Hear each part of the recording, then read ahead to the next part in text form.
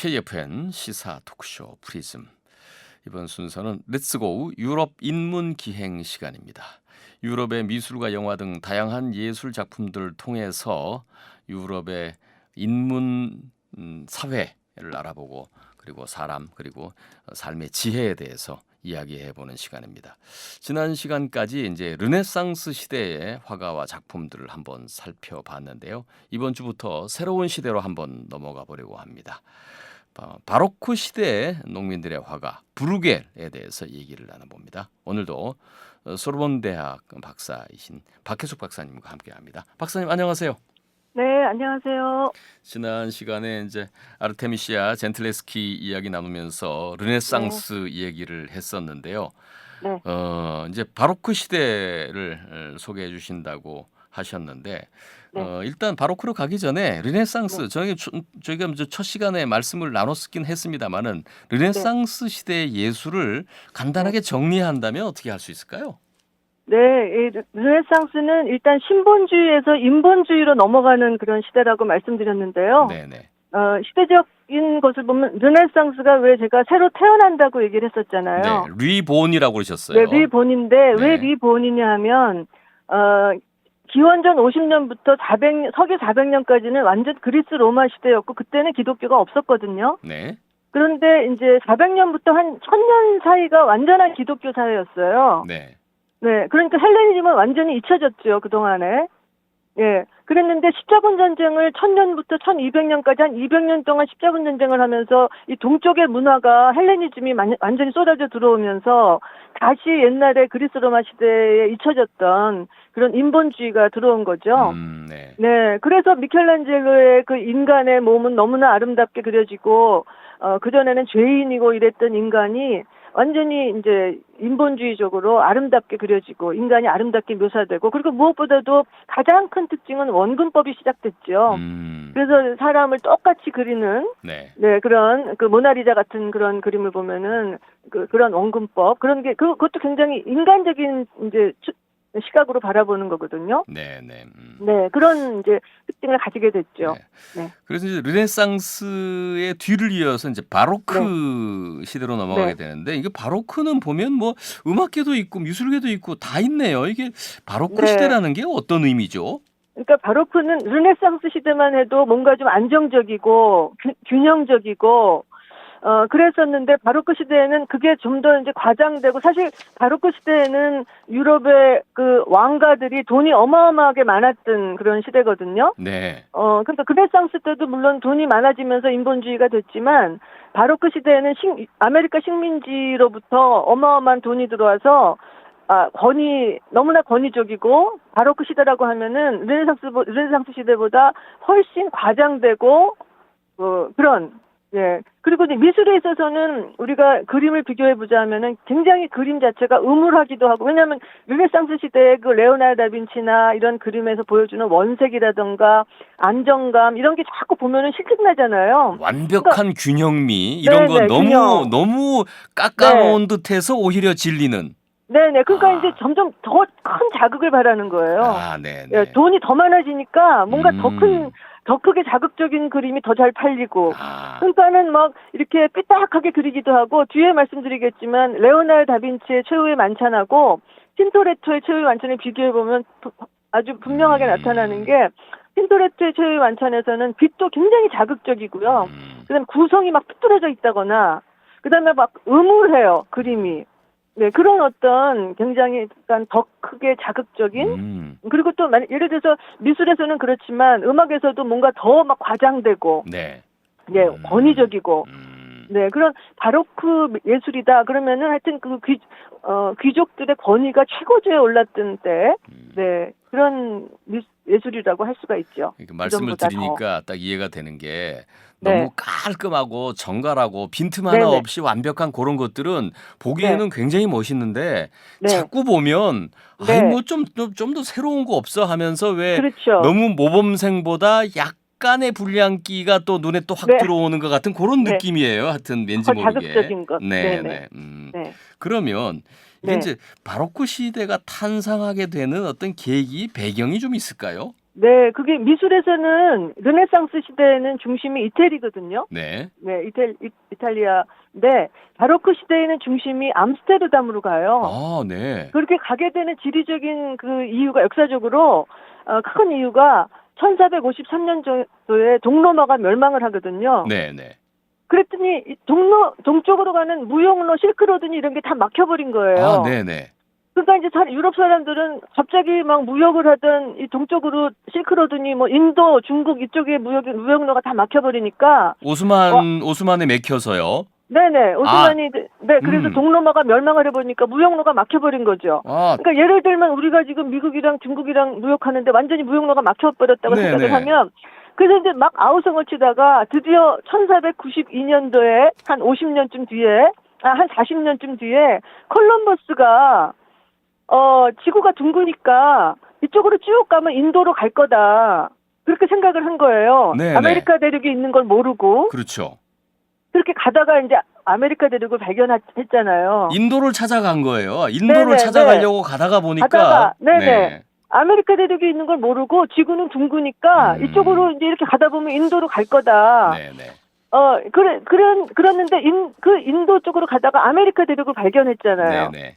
아메리카 대륙으로 가는 배가 다 암스테르담에서 출발을 한 거예요.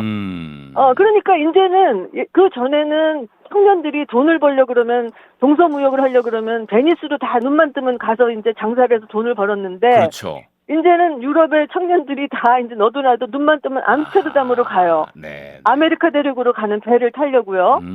그러니까 암스테르담에 돈이 쌓이죠. 근데 은행이 시작된 것도 암스테르담이래요. 네네. 왜냐하면 이제 각국에서 사람들이 오니까 돈을 바꿔줘야 되잖아요. 네네. 환전. 그래서 그 메디치 가문도 환전하던 그 뱅커라 그래요. 네. 그래서 그렇게 떼돈을 벌었거든요. 메디치 가문도. 그러니까 이제 그 근대식의 은행이 처음 생긴 건데 암스테르담이고 여기에 그러니까 돈이 쌓이기 시작하죠. 그러니까 이제는 베니스에 가봤자 거기는 이제 돈도 벌 일도 없고 거기에 있던 그런 그런 것이 암스테르담으로 이제 오게 돼서 암스테르담에서 미술사에서 보면은 르네상스 이후에 암스테르담에 루벤스, 렘브란트, 그런 사람들이 이제 그 뒤를 잇게 되죠. 그리고 이 사람들을 바로크 화가라고 얘기를 하죠. 아, 그렇게 해서 이제 암스테르담 쪽으로 중심이 옮겨가게 되는군요. 네, 결국은 네. 오스만 투르크 때문에 동로마 제국이 멸망을 하면서 동방으로 가는 교역로가 완전히 막혀버리니까 네. 동방무역을 하기 위해서는 배를 타고 멀리 돌아갈 수밖에 없는 네. 상황이 벌어져. 그게 이제 우리가 말하는 대항해 시대의 개막인 네, 거잖아요. 네. 그러다 네. 보니까 크나큰 항구들이 있는 그 유럽에 네. 북유럽에 암스테르담을 네. 비롯한 이런 쪽으로 이제 중심이 옮겨가게 되니까 네, 거기에서 돈이 출발을 몰리고 하죠. 당연히 예술가도 거기 몰리게 되고. 네, 그래서 그 다음에는 또 뭐 뉴욕이 이제 중심지가 되잖아요. 세계 경제의 중심지가 됐을 때는 그 다음 그렇죠. 예술이 또 지금은 이제 미술의 중심, 현대 미술의 중심지는 뉴욕이 되죠. 그러니까 네, 돈하고 이 미술사하고는 굉장히 연관이 깊은 것 같아요. 그렇게 이제 대항해 시대를 맞아서 경제적인 어떤 그 주도권이 암스테르담으로 넘어가면서 이제 바로크가 탄생하게 되는데 그러면 바로크를 대표하는 화가로는 누구를 꼽을 수 있을까요? 처음에 바로크를 대표하는 화가는 그 플랑드르 파라 그래서 플랑드르 지역이 바로 지금의 그 암스테르담 안트웨르펜에 있는 그 네덜란드 지역을 옛날에는 플랑드르라고 했거든요. 네, 거기에 이제 대표적인 화가가 루벤스, 렘브란트, 그다음에 요새 얼마 전부터 유명해지기 시작한 베르메르, 그다음 오늘 이제 우리가 보려고 하는 브리겔 이 사람이 연도적으로는 제일 먼저인데요. 이런 화가들이 이제 등장을 하게 되죠. 야, 렘브란트, 루벤스 이런 사람들. 네. 이 사람들은 이제 그 플랑드르 쪽이에요. 이탈리아가 아니고. 그러면 이제 그런 대표적인 화가 가운데에서 오늘 이제 누구부터 한번 살펴볼까요? 예, 오늘은 이제 시대적으로 제일 앞선 브리겔이라는 아주 흥미로운 화가에 대해서 소개해드리려고 해요. 아, 브리겔. 네. 어떤 네. 작가입니까? 네, 브리겔은 안트웨르펜, 이제 거기서 활동하던 화가인데요.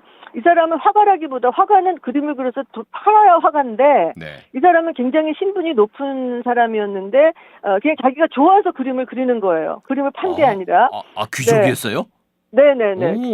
그래서 일부러 근데 이제 이 사람은 그 귀족들을 대상으로 그린 게 아니라 농민을 그리고 네네. 어린아이들을 그리고 하면서 그리고 무엇보다 이 사람 그림을 이해하기 위해서는 이 사람은 신교도였어요.